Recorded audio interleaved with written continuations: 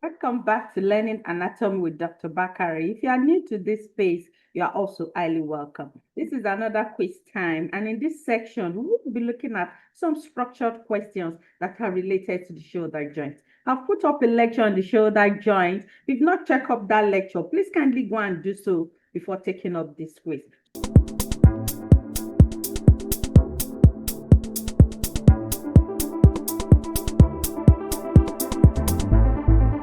The first question we'll be looking at here reads that the shoulder joint is classified as dash. Is the shoulder joint classified as a saddle joint? Is it classified as a ball and socket synovial type of joint? Is it classified as a sutural joint? Or is it classified as a cartilaginous joint? Out of all these options listed, the correct answer here is that the shoulder joint is classified as a ball and socket synovial type of joint.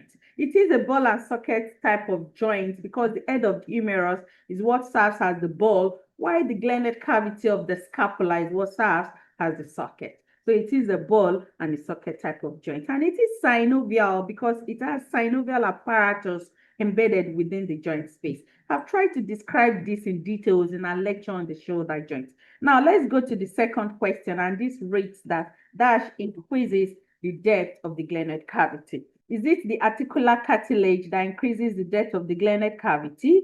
Is it the joint capsule? Is it the bursa? Or is it the glenoid labrum? Out of all these options, the correct answer here as it relates to the structure that increases the depth of the glenoid cavity is the glenoid labrum. We know that the glenoid labrum is seen to line the circumference of the glenoid cavity, and this is where it is helping to increase the depth of this space. We know that the head of the humerus is what fits into the glenoid cavity. So increasing the depth by the glenoid labrum will help also create more space for the head of the humerus.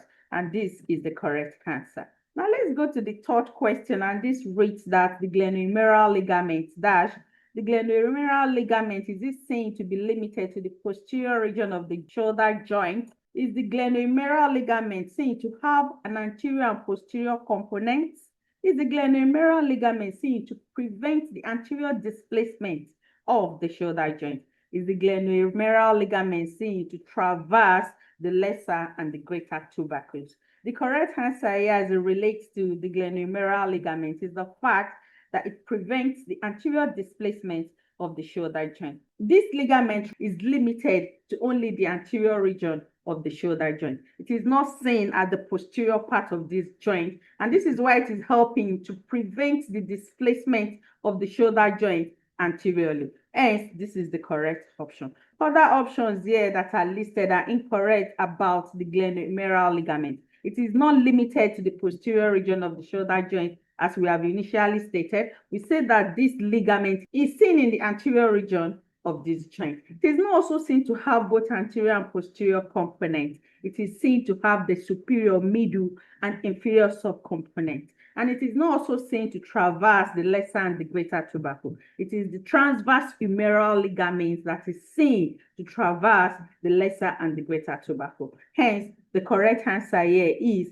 that it prevents the anterior displacement of the shoulder joint. And this is because it is seen in the anterior region of this joint. Now let's go to the fourth question, and this reads that the joint capsule of the shoulder joint, is it a fibrous slaking structure? Is it seen to enclose the shoulder joint? Is it seen to be lined by synovial membrane, or is it all are correct? So the correct answer here is all are correct, because all the listed above options are correct about the joint capsule. It is a fibrous slaking structure. It is seen to enclose the entire joint space, and it is also seen to be lined by synovial membrane. We know that the synovial membrane is seen to secrete the synovial fluid. And don't forget, the first question we attempted, we had to classify this joint, and it was classified as a ball and socket synovial type of joint because it has synovial apparatus embedded within it. So it is this synovial membrane and what it secretes, which is the synovial fluid, that are embedded within this joint space. Hence, all the above listed options are correct about the joint capsule of the shoulder joint. Now let's move to the fifth question, and this reads that the transverse humeral ligament dash The transverse humeral ligament, is it seen to run across the joint? Is the transverse humeral ligament seen to bridge the gap between the lesser and the greater tubercles?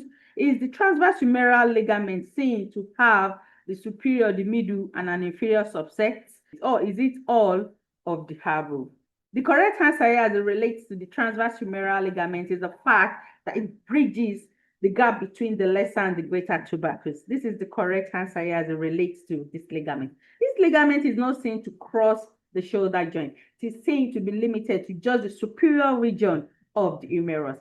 And it is not also seen to have a superior, middle, and an inferior subset. The final option here that reads all are correct is also wrong. Hence, the correct answer here is that it bridges the gap between the lesser and the greater tubercles.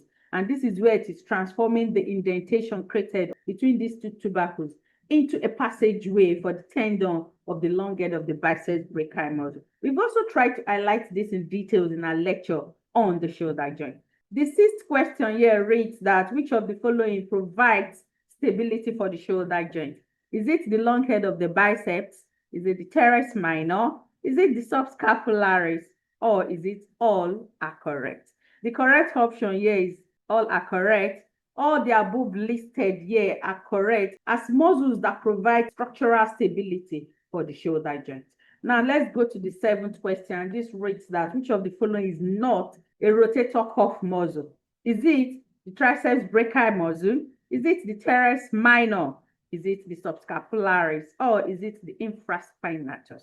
Out of all these options, it is the triceps brachii that is not classified as a rotator cuff muscle. All the underlisted muscles are classified as a rotator cuff muscle. We know that the rotator cuff muscle are a group of muscles that are 4 in number. We have the supraspinatus, the infraspinatus, the subscapularis, and also the teres minor. So now let's go to the 8th question, and this reads that the shoulder joint is least supported. Is it least supported superiorly? Is it least supported anteriorly? Is it least supported inferiorly? Or is it least supported posteriorly? We look at the configuration of the shoulder joint as we described in details in our previous lecture. You see that it is at the inferior region that this joint is least supported, going through the different ligaments and also muscles that help to stabilize this joint. This is the correct answer. Let's go to the 9th question, and this reads that the shoulder joint exerts. Is it seen to exert flexion? Is it seen to exert adduction? Is it seen to exert lateral rotation? Or is it all of the above? The correct answer here is all of the above. You know that the shoulder joint is highly mobile and it is seen to exert movement in multiple directions. Now let's go to the 10th question, which is the last question. And this reads that which of the following fun facts is correct concerning the shoulder joint? Is it stability at the cost of immobility? Is it mobility at the cost of instability? Is it stability at the expense of wide range of movement? Or is it none of the above? The correct fun fact as it relates to the shoulder joint is mobility at the cost of instability.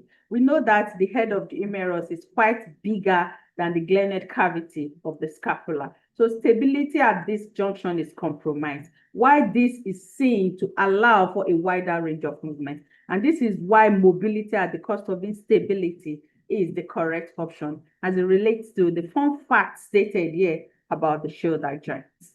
Thanks for watching this video. Let's continue to stay glued to my channel. Please let me have your grades in the comment section.